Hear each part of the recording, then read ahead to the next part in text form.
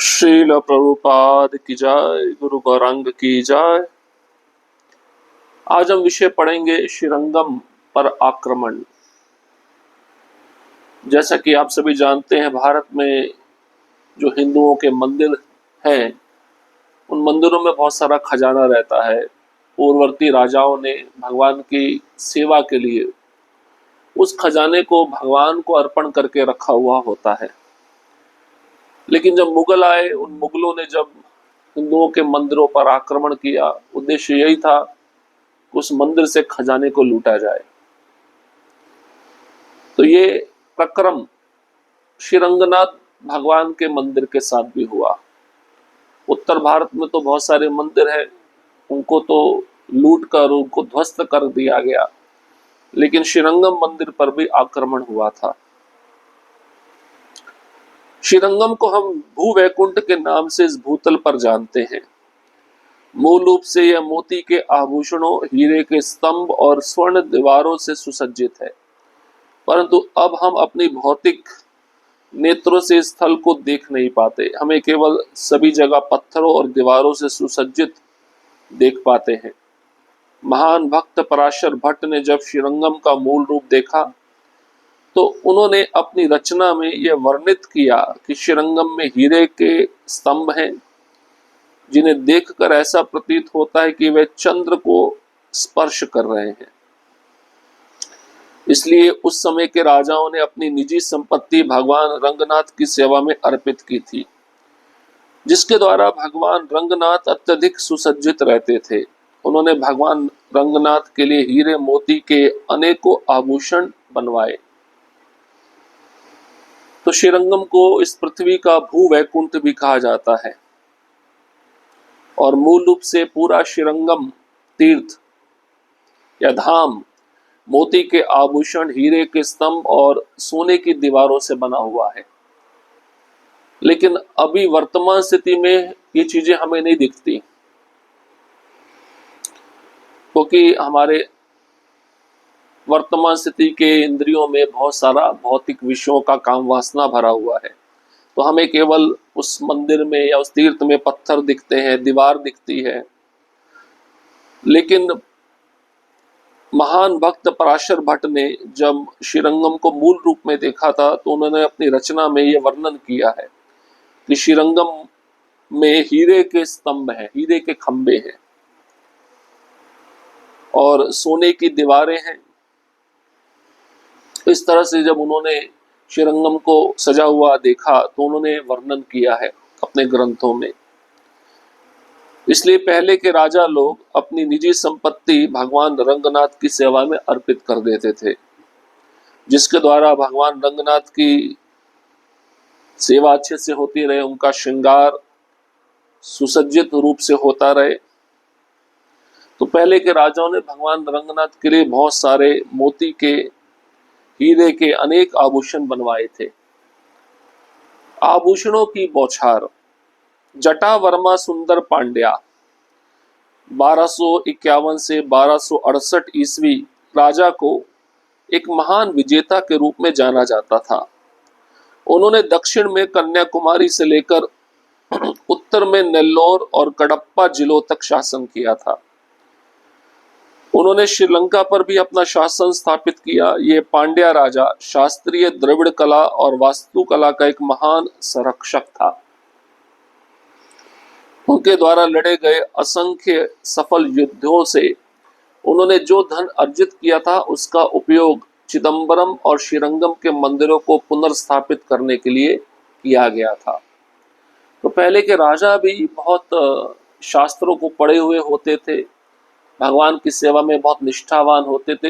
युद्ध के समय जो भी धन उनको प्राप्त होता था लूटा हुआ, उस धन को वे भगवान के मंदिर की सेवा में लगाते थे, अपने निजी भोग के लिए नहीं रखते थे। तो यहाँ पे एक विशेष राजा का वर्णन हुआ, जिसका नाम था जटा वर्मा सुंदर पांड्या। इसको महान विजेता के रूप में जाना जाता था। ये हिंदू राजा था और इसका राज्य 1551 से 1251 से 1268 ईस्वी तक था। दक्षिण में कन्याकुमारी से लेकर उत्तर के नेल्लोर तक और कडप्पा जिलों तक इसने शासन किया था। और श्रीलंका को भी अपने कब्जे में कर लिया था। श्रीलंका पर भी इसका शासन था। और ये जो राजा था द्रविड़ कला और वास्तु कला का एक महान संरक्षक था, उसने बहुत सारे युद्ध जो लड़े थे, उन युद्धों में जो धन अर्जित किया था लूट कर, तो उन धनों का उपयोग चिदम्बरम और श्रीरंगम के मंदिरों को पुनः बनाने के लिए सेवा में उपयोग में वह धन राजा लाया था। जटा वर्मा सुंदर पांड्या ने श्रीरंगम मंदिर पर सोने और कीमती आभूषणों के भव्य उपहारों की बौछार की। उन्होंने भगवान नरसिंह और विश्वक्सेन के लिए एक मंदिर बनवाया और दोनों को सोने से ढक दिया। उन्होंने नरसिंह की छवि के साथ एक गिल्ट टावर भी बनाया। जब उन्होंने प्रणवकार विमान को सोने के पत्तों से मढ़ा तो उन्हें हेमाच्छादन राज, मंदिर को सोने से ढकने वाले राजा की उपाधि से सम्मानित किया गया। श्रीरंग विमान की भीतरी दीवार सोने से मढ़ी हुई थी। चैत्र के महीने में उन्होंने लक्ष्मी, उनकी पत्नी के साथ खेल रहे भगवान के यात्रोत्सव को एक सुनहरी पालकी भेंट करके मनाया। उन्होंने हेमाच्छादन राज, श्रीहरि, गरुड़ और विष्णु के शंख वाले हॉल के ऊपर 3 स्वर्ण गुंबदों का निर्माण किया।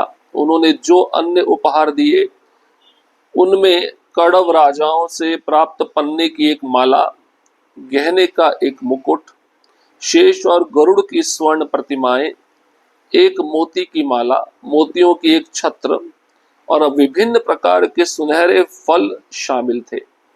सोने और कीमती रत्नों से बने रथ, गर्त, सिंहासन, मेहराब, आभा, आसन, कवच, बर्तन और वस्त्र सभी इस दयालु राजा द्वारा मंदिर के खजाने को उपहार में दिए गए थे। उन्हें मरकता प्रति विभृत शीर्षक से अलंकृत किया गया था, जिसका अर्थ पन्ना राज होता है। अब देखिए, यही राजा इतने सारे आभूषण, इतने सारे बर्तन, इतने सारे मालाएं, इतने सारे सिंहासन, सब कुछ सोने के भेंट में भगवान रंगनाथ को अर्पित कर रहा है। तो भगवान नरसिंह देव और विश्वक्सेन के लिए इस राजा ने मंदिर बनवाया और दोनों मंदिरों को सोने से ढक दिया। इतना सोना दान दिया। इसने श्रीरंगम मंदिर पर सोने और कीमती आभूषणों के भव्य उपहारों की बौछार कर दी, बारिश कर दी। इतना इसने धन अर्जित किया था। सारा धन भगवान रंगनाथ और भगवान नरसिंह की सेवा में लगा दिया। तो इसको उपाधि दी गई हेमाच्छादन राज, मंदिर को सोने से ढकने वाला राजा। श्रीरंग विमान की जो भीतरी दीवार थी सोने से मढ़ी हुई थी। अब चैत्र के महीने में, गर्मी के महीने में भगवान रंगनाथ लक्ष्मी के साथ सुंदर नौका विहार कर सके, तो नौका भी सोने की बनवा के दी और पालकी में भगवान बैठ सके, वो पालकी भी सोने की बनवा के दी। और श्रीहरि, गरुड़ और विष्णु के शंख वाले हॉल के ऊपर 3 सोने के गुंबदों का निर्माण इस राजा ने करवाया। अन्य राजाओं से युद्ध करके जो इसने प्राप्त किया था पन्ने की एक माला, पन्ना बहुत महंगा रत्न होता है, ये आसानी से मिलता नहीं है। हीरे के गहनों का मुकुट था, शेष और गरुड़ की सोने की मूर्तियां थी, अनंत शेष और गरुड़ जी की सोने की मूर्तियां, एक मोती की माला, मोतियों का एक छाता, विभिन्न प्रकार के सुनहरे फल शामिल थे। ये सब इसने रंगनाथ भगवान की सेवा में अर्पित किया। और भी कीमती रत्न थे, जिससे रथ बना हुआ था, सिंहासन बना था, मेहराब थे, आबा था, आसन था, कवच था, बर्तन, वस्त्र, सभी इस दयालु राजा ने भगवान रंगनाथ को उपहार के खजाने के रूप में प्रदान किया। उन्होंने 4 बाड़ों में 24 तुलाभार मंडपों का निर्माण किया और तुलाभारों का समारोह किया। जब उन्होंने खुद को रत्नों और मोतियों से तोला और उन्हें मंदिर में चढ़ाया, हाथी तुलाभारम या गज तुलाभारम एक विलक्षण घटना थी। जब राजा ने नदी में 2 नावें तैराई, सुंदर पांड्या अपने सभी हथियारों के साथ राज्य के हाथी के ऊपर बैठ गए और एक नाव पर चढ़ गए। दूसरी नाव जवाहरात और कीमती पत्थरों, सोने और चांदी से भी हुई थी। जब तक कि वह पहले के स्तर तक डूब नहीं गई, यह सब मंदिर के खजाने में दान कर दिया गया था। उन्होंने गर्भगृह के सामने गायत्री मंडप का निर्माण किया, चेराकुलवल्ली की एक सुनहरी छवि और अनियारंगन प्रांगण में एक सोना वाला ध्वज का उपहार दिया। उसने दो भीतरी बाड़ों की दीवारों, खंभों और बाजुओं पर सोना मढ़वाया। कुल दान में 36 लाख सोने के टुकड़े थे।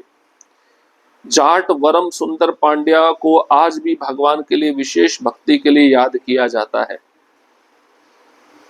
आप सोच रहे हैं विशेष लीला, दो नावों में उसने क्या किया, एक नाव में हाथी को खड़ा किया और दूसरी नाव में उस हाथी के वजन जितना सारा सोने का आभूषण, हीरे, पन्ना सब डाला।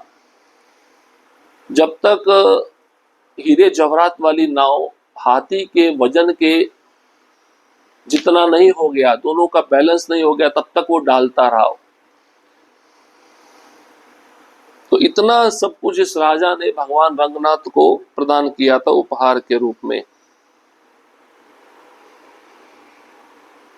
तो गायत्री मंडप का भी निर्माण कराया जो गर्भगृह के सामने है, और यहाँ पर सोने का झंडा, सोने का ध्वजा उपहार में दिया। जो अंदर की बाड़ है, दीवारें हैं, खंबे हैं, उस पर सोना मंडवाया इस राजा ने। कुल दान में 36 लाख सोने के टुकड़े दिए। आज भी इस महान राजा को भगवान की भक्ति के लिए याद किया जाता है, विशेष सेवा के लिए याद किया जाता है। जितना बड़ा दानवीर ये राजा था। लेकिन दुर्भाग्यवश मुगल और अन्य आक्रमणकारी इनमें से बहुत मूल्यवान आभूषण और जवाहरात लूट ले गए। ऐसा कहा जाता है कि मुगलों की 3 पीढ़ियों ने श्रीरंगम पर आक्रमण किया था और यहाँ से असीमित धन संपत्ति लूट कर ले गए। वे इन लुटे हुए धन को हाथी घोड़े के ऊपर ले जा रहे थे। उनकी कतार लगभग 8 किलोमीटर की थी।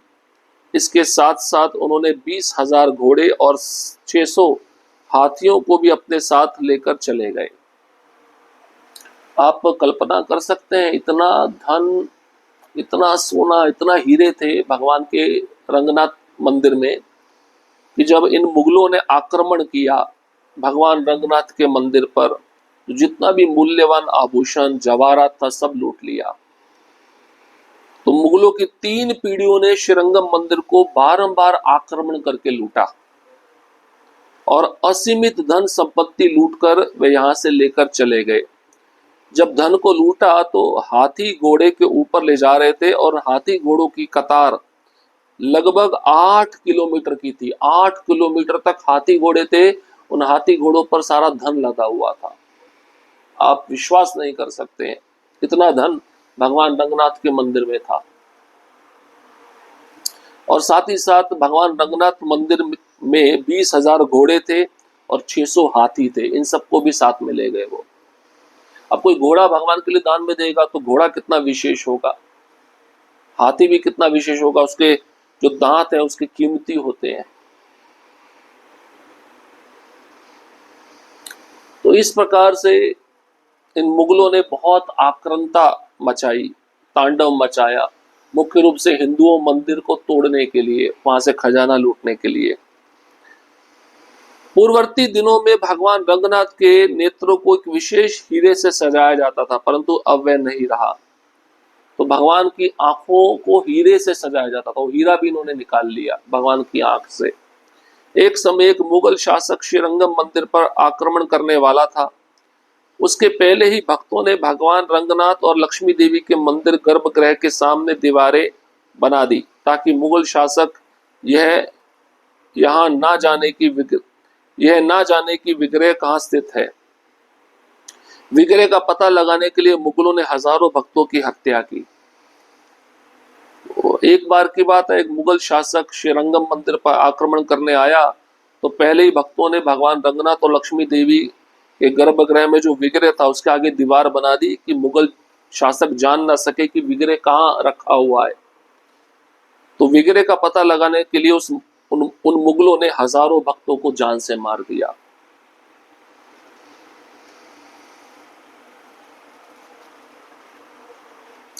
बहुत लंबा इतिहास है। ये तो अभी एक मुगल का बात हो रहा है जिसने आक्रमण किया, अनेकों भक्तों को मारा, क्योंकि उस समय मंदिर में जो भगवान के विग्रह होते थे वो भी सोने के होते थे, रत्नों के बने हुए होते थे। इसलिए आप समझिए, इसलिए तो पहले भगवान भारत को सोने की चिड़िया कहा जाता था। क्यों कहा जाता था? ये कारण था, अपार धन संपदा थी मंदिरों में। तो और भी आगे मुगल शासक आए, तो कौन कौन से मुगल शासक आए, किस प्रकार से उन्होंने लूटा भगवान रंगनाथ के मंदिर को, उसको हम अगले सत्र में श्रवण करेंगे। हरे कृष्णा कृष्ण कृष्णा हरे हरे, हरे राम राम राम हरे हरे।